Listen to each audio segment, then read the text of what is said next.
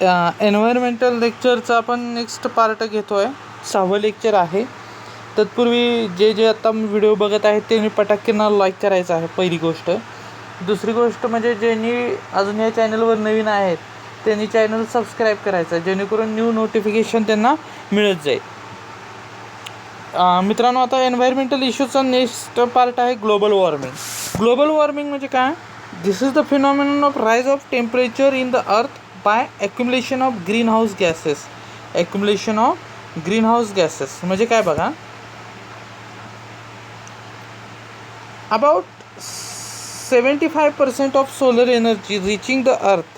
मी मित्रांनो तुम्हाला क्वेश्चन विचारणार आहे, कारण काय आत्ताची जी एक्झाम होणार आहे ती MCQ टाईपच होणार आहे. म्हणजे दरवेळेस होते ते MCQ टाईप असल्यामुळं शेवटला MCQ करण्यापेक्षा जसं जसं आपण शिकत जातो आहे तसं तसं आपण जर MCQ करत गेलो तर बरं पडेल ह्याच्यामध्ये. तर हे बघा, तुम्ही मला पहिली गोष्ट म्हणजे ग्लोबल वॉर्मिंगची डेफिनेशन लिहून द्यायची आहे. ग्लोबल वॉर्मिंगची डेफिनेशन तुमच्या कमेंट बॉक्समध्ये सेपरेटली टाकायची आहे. आता बघा काय आहे. 75% of the solar energy reaching to the earth is absorbed on the earth's surface, which increase the temperature. The rest of heat radiate back to the atmosphere. Some of the heat is trapped by the greenhouse gases, mostly carbon dioxide is response to the keep the temperature warm. म्हणजे सगळ्यात महत्त्वाचा कोण आहे इथं? Carbon dioxide आहे. सगळ्यात महत्त्वाचा कोण आहे? कार्बन डायऑक्साईड आहे की जो ग्लोबल वॉर्मिंग वाढवतो. मागच्या लेक्चरला बघितलं की आपण बरेचसेच हे आहेत काय गॅसेस आहेत, पण सगळ्यात महत्त्वाचा कोण आहे? Carbon dioxide.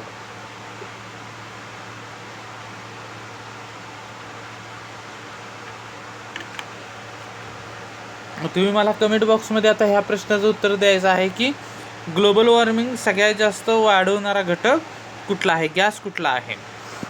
आता इफेक्ट्स काय होत आहे ग्लोबल वॉर्मिंगचे?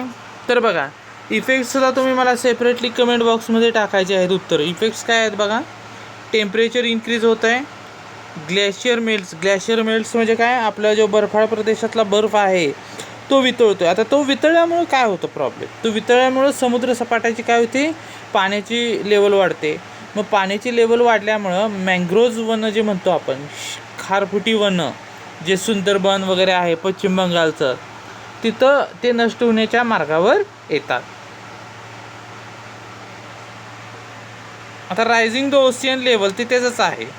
अल्टर द फॉरेस्ट, त्याच्यामुळे काय होतं? फॉरेस्ट चेंज व्हायला चालू होतात. ह्युमन हेल्थवर पण सुद्धा याचा साईड इफेक्ट होतो. Affects the ecosystem. Seasonal changes म्हणजे बघा ना, आता पाऊस कधी पण पडतो आहे. मग तर डिसेंबर महिन्यातच पाऊस पडला. हे सगळे इफेक्ट जे आहेत ते कशामुळे आहे? ग्लोबल वॉर्मिंगचे इफेक्ट्स आहेत. हे तुम्ही मला कमेंट बॉक्समध्ये टाकायचे आहेत separately. What is the effect of global warming. Next question, पहिला क्वेश्चन काय आहे तुमचा? What is the global warming. आता काय आहे त्याचे इफेक्ट्स. हे सगळे इफेक्ट्स आहेत ते तुम्ही कमेंट बॉक्समध्ये लिहायचे आहेत. ते कशात लिहायचे आहेत? कमेंट बॉक्समध्ये लिहिण्याचे आहे. आता नेक्स्ट बघा काय आहे. Global warming potential. Global warming potential for the 6 primaries GHGs are summarised below. म्हणजे कोण आहे जास्तीत जास्त? हा टेबल दिलेला आहे. GHB is the global warming impact that GHG would have over 10 years time frame. By the definition CO2 is used as a reference benchmark. CO2 is used as a reference benchmark. आता तिसरं काय आहे environmental issues? Climate change. Climate change म्हणजे वातावरण बदल. मग ह्यात काय आहे? Climate change is a average weather a given and time of the year over a long period. Typically 30 वर्षाचा डाटा घेतलेला आहे. तर तुम्ही बघा ना, आपल्याला सकाळी अंदाज वर्तवला जातो की आज तापमान 26 डिग्री राहील, आज तापमान 31 डिग्री राहील, आज तापमान 28 डिग्री राहील. हे कशामुळे केलेलं असतं? तर हे केलेलं असतं की जे वातावरण आहे ते 30 वर्षाचं त्या तारखेचं, म्हणजे आज तारीख किती आहे? तर आज तारीख आहे 27 एप्रिल 2021 आहे. तर ह्याच्या मागचा 30 वर्षाचा रेकॉर्ड घेतलेला असतो आणि त्यानुसार केलेला असतो. We expect that weather to change a lot from day to day, but we expect the climate to remain relatively constant राहावा असं केलेलं असतं. आता चेंजेस कशात आहेत बघा. Change in sun output, solar radiation, earth orbit, drafting continents, volcanoes interruption, greenhouse gases, हे कशाचे चेंज आहेत. कशाचे? क्लायमेट चेंजचे. तर तुम्हाला आता नेक्स्ट क्वेश्चन माझा हाच असेल. हे जे ॲन्सर आहेत ते तुम्ही मला कमेंट बॉक्समध्ये लिहून द्यायचं आहे. क्लायमेट चेंजमुळं काय काय चेंज होते, तर हे ते जे ॲन्सर आहेत कमेंट बॉक्समध्ये सेपरेटली मला लिहून द्यायचं आहे. मित्रांनो, मी तुम्हाला असे क्वेश्चन विचारत आहे, ह्याच्यामागं हेच रिझन आहे की तुमचा अभ्यास व्हावा, जेणेकरून तुम्हाला पुन्हा पुन्हा वाचून हा व्हिडिओ पुन्हा पहा. ह्याच्यामुळं काय होतं आहे तुम्हाला सांगतो, ह्याच्यामुळं MCQचा तुमचा अभ्यास होत जाईल. MCQ एका दिवसात होणारी गोष्ट नाही.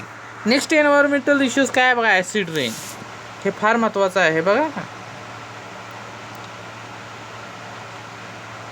Acid rain is a basically rain that has a low pH.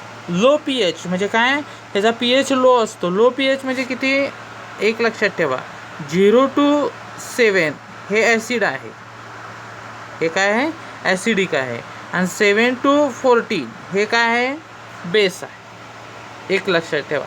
मग आता मला सांगा ॲसिड रेनचा pH किती असतो, तर काय किती आहे आन्सर? तुमचा नेक्स्ट क्वेश्चन आहे काय आहे? ॲसिड रेनचा pH किती असतो? 0 to 6च्या दरम्यान असतो. हे तुम्ही मला कमेंट बॉक्समध्ये लिहायचं आहे. तुमचा नेक्स्ट क्वेश्चन असेल. बघा मित्रांनो, एक लक्षात ठेवा, हे जे मी तुम्हाला क्वेश्चन विचारतो हे सेपरेटली मला टाकत जावं, जेणेकरून मला समजेल की कोण ॲन्सर देते, म्हणजे एक्सेल शीट त्या पद्धतीनं जनरेट होईल. आता बघा हे कसं आहे. When fossil fuel such as coal, oil, natural gas are burn, chemical like sulphur dioxide, हे फार महत्त्वाचं आहे. Sulphur dioxide and nitrogen oxide are produce. Acid रेनसाठी सगळ्यात मोठा इम्पॅक्ट करणारा घटक कोण आहे, तर सल्फर डायऑक्साईड. तुमचा नेक्स्ट क्वेश्चन आहे बघा. ॲसिड रेनला सगळ्यात जास्त मोठा इम्पॅक्ट कोण करतं, तर ॲन्सर काय आहे? Sulphur dioxide. This chemical reacts with water and other chemicals in the air to form a sulphuric acid. काय होतं? Sulphuric acid, nitric acid and other harmful pollution like sulphates and nitrates. This acid pollutants spread upward into the atmosphere and finally return to the ground in the form of acid rain. Effects of acid rain काय होतं? सगळ्यात महत्त्वाचे आहेत बरं का. Effects of acid rain. Effects of acid rains काय? Acid rain is extremely destructive form of pollution and environmental suffers from its effect. Land, building, forest, tree, lakes, aquatic life, animals and plants suffer from the acid rains.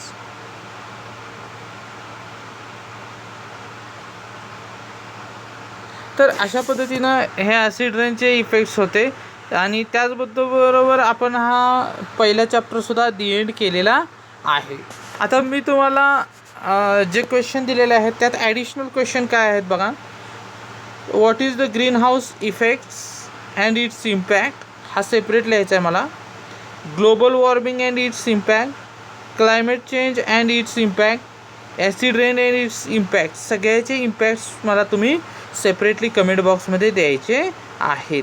हे 4 question आहेत आणि आधी विचारलेले तुम्हाला 4 question आहेत. Total 8 question आहेत. Okay मित्रांनो, जे मुलं नवीन असतील त्यांनी चॅनल जरूर सबस्क्राईब करायचे आहेत. आणि जेवढी पण लोक बघतायत त्यांनी मला आपलं नाव त्यांनी लाईक करायचं आहे.